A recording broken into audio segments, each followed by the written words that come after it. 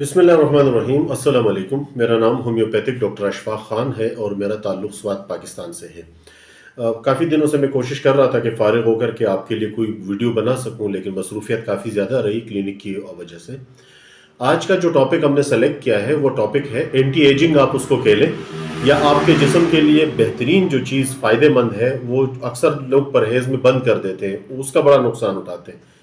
तो यूँ कह लीजिए कि इसका ताल्लुक़ आपकी सेहत से है कि आप तंदुरुस्त रहें और आपकी उम्र जो है वो एक जगह रुक जाए और आप अपने उम्र से 10 साल कम नज़र आने लगे। तो उसके लिए आपको क्या करना चाहिए और होम्योपैथी में कौन सी रेमेडीज़ हैं जो आपको इस हवाले से सपोर्ट कर सकती हैं, तो ये वीडियो उससे मुताल्लिक़ है।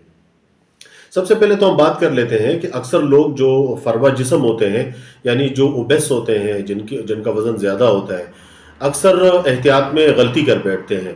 यानी वो डाइट पर जब प्लान करते हैं, खाना पीना बंद कर देते हैं, इंटरमिटेंट फास्टिंग जिसे हम कहते हैं, वो उसमें चले जाते हैं। आगे चलकर इस पर भी बात करेंगे। और वो सारी चीज़ें बंद कर देते हैं। तो उसमें सबसे मुफीद जो चीज़ है ना, वो गुड कोलेस्ट्रॉल है, उसको भी बंद। हमारे जिस्म के दो बड़े जुज़ हैं, एक प्रोटीन है और दूसरा है फैट्स। इसमें चिकनाई यानी कोलेस्ट्रॉल कह लीजिए, फैट्स कह लें आप उसे, ये कैलोरीज प्रोवाइड करता है बर्न यानी एनर्जी प्रोड्यूस करने के लिए। अब इसमें गुड कोलेस्ट्रॉल भी है, बैड कोलेस्ट्रॉल भी है। हमारे जिस्म में अच्छा कोलेस्ट्रॉल जो है वो उसे हम एचडीएल कोलेस्ट्रॉल कहते हैं, और इसके अलावा जो बैड कोलेस्ट्रॉल है वो एलडीएल कोलेस्ट्रॉल है और ट्राइग्लिसराइड है, जो कि जम जाते हैं और उसमें आर्टरीज में मुख्तलिफ जगहों पर वो क्लॉट हो जाते हैं। तो ये कोलेस्ट्रॉल बैड कोलेस्ट्रॉल होता है। इसके बरक्स जो गुड कोलेस्ट्रॉल होता है, जिसे हम एचडीएल कोलेस्ट्रॉल कहते हैं, वो कोलेस्ट्रॉल इस बैड कोलेस्ट्रॉल को जमने से रोकता है और इसके जो भी जहाँ पे क्लॉट्स जमा होते हैं तो उनको तहलील करने में ये मदद देता है, और ये काफ़ी ज़्यादा ज़रूरी चीज़ है। अक्सर लोग एहतियात में गुड कोलेस्ट्रॉल की टैकिंग बंद कर देते हैं। आसान अल्फाज में मैं आपको समझाऊं, वो दही, देसी घी वगैरह और उसके साथ साथ जो बालाई वगैरह, दूध बालाई है, उसका इस्तेमाल भी बंद कर देते हैं।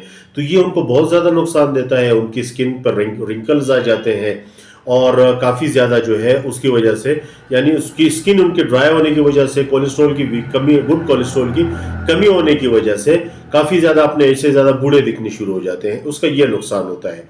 दूसरा यह है कि गुड कोलेस्ट्रॉल को कम करने से या ना लेने से आपको हार्ट अटैक के चांसेस बहुत ज़्यादा हो जाते हैं, क्योंकि गुड कोलेस्ट्रॉल बैड कोलेस्ट्रॉल को जिस्म में तहलील करने में मदद दे रहा है और ब्लड की सर्कुलेशन को और उसके फ्लो को बेहतर बनाने में मदद देता है। तो इस वजह से गुड कोलेस्ट्रॉल का लेना ज़रूरी है। अब सवाल ये पैदा होता है कि उसकी मिकदार कितनी होनी चाहिए। आपने देखा होगा कि बसालों का इतने लोग परहेज करते हैं कि वो घी या फिर बालाई या दूध बिल्कुल ही वो बंद कर देते हैं। नहीं जी, मैं हफ्ते गुजर जाते हैं, कोई एक चम्मच तक वो इस्तेमाल नहीं करते। इसके अलावा जो और बुरी चिकनाई होती है, मिसाल के तौर पे बुरी चिकनाई को मैं आसान अल्फाज में आपके लिए बयान करूं, अगर आपने सब्जी भी फ्राई कर दी है फ्राई पैन में, वो तेल में आपने उसको तल लिया है, गो के आप कह रहे हैं कि ये घी की जगह मैंने तेल में इसको तला है, लेकिन फिर भी वो बैड कोलेस्ट्रॉल प्रोड्यूस कर रहा है, वो ट्रिग्लिसराइड लेवल को बढ़ा रहा है, वो एलडीएल लेवल को ट्रिगर कर रहा है और हार्ट अटैक के चांसेस उसमें बढ़ जाते हैं। तो ये जो बैड कोलेस्ट्रॉल है ना, चिकनाई जो तली हुई चीज़ों से हासिल होती है, बेकरी की अशिया से हासिल होती है, चीनी से हासिल होती है, तो इसको आपने रोकना है, इसको तर्क करना है। इसके बरक्स गुड कोलेस्ट्रॉल के लेना है।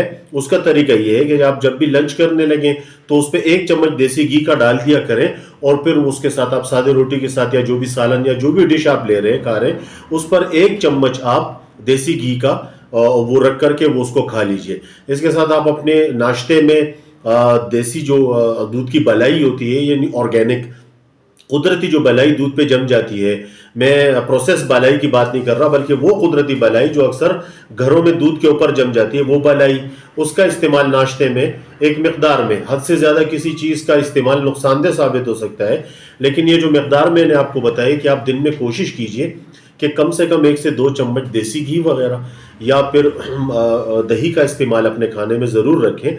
उसकी वजह यह है कि ये एक बेहतरीन एंटी एजिंग है, आपको ये गुड कोलेस्ट्रॉल प्रोवाइड करता है, हार्ट अटैक के चांसेस को कम करता है। तीसरा इसका सबसे बड़ा जो फ़ायदा है वो ये है कि ये आपको विटामिन डी और बहुत सारे अच्छे विटामिन भी प्रोवाइड करता है, जो कि आपके जिस्म के लिए, आपके जिल्द के लिए, आपके ऑर्गन्स के लिए, मेटाबॉलिज्म के लिए, हेल्थ के लिए बहुत ज़्यादा ज़रूरी है। तो ये तो इस हवाले से आपको मैंने तफसील बयान कर दी है। अब होम्योपैथिक मेडिसिन की तरफ अगर आते हैं तो होम्योपैथी में मैं आपको ऐसे 3 मदर टिंचर्स बता रहा हूं जो क्यूब में क्रूड फॉर्म में आपको ये मेडिसिन मार्केट में मिल जाएगी, और इसको आप यकसा मिकदार में ले लें, एक बॉटल में मिक्सअप कर लें, या फिर आप अलग अलग भी इसको इस्तेमाल कर सकते हैं। उन 3 मदर टिंचर्स के नाम है मोरिंगा क्यू में, जिसे हम मिरेकल प्लांट भी कहते हैं, और इसके बहुत ज़्यादा फायदे हैं। सोहाना का मदर टिंचर मोरिंगा क्यू में लें, अल्फल्फा क्यू में लें, अल्फल्फा का मदर टिंचर, और होम्योपैथिक मेडिसिन है एवेना सेटिवा। एवेना सेटिवा के बहुत ज़्यादा रिजल्ट्स अच्छे हैं, खास करके दिमागी अलामात में है, जहन को, आसाब को सुकून देती है, बहुत ज़्यादा मकवी दिमाग और आसाब दवा है, आसाब को मकवी करने वाली दवा है, और एंटी डिप्रेसेंट भी है। तो इसके बड़े फ़ायदे हैं। इन 3 मदर टिंचर को यकजा मिक्स करके इसके 10-10 कतरे आप सुबह शाम करके एक पानी में इस्तेमाल करें, इंशाल्लाह आपको बहुत ज़्यादा इससे फ़ायदा होगा। आप चाहें तो अगर अलग अलग इन दवाइयों को लेना चाहें तो 5-5 कतरे तीनों के इस्तेमाल कर सकते हैं। तो इसके कोई नुकसानदेह असरात नहीं है, लंबे अरसे तक आप इसको इस्तेमाल कर सकते हैं। उम्मीद करता हूँ मेरी ये वीडियो आपके लिए फ़ायदेमंद होगी। अपनी दुआओं में मुझे याद रखिएगा। Thank you very much. अल्लाह हाफ़िज़।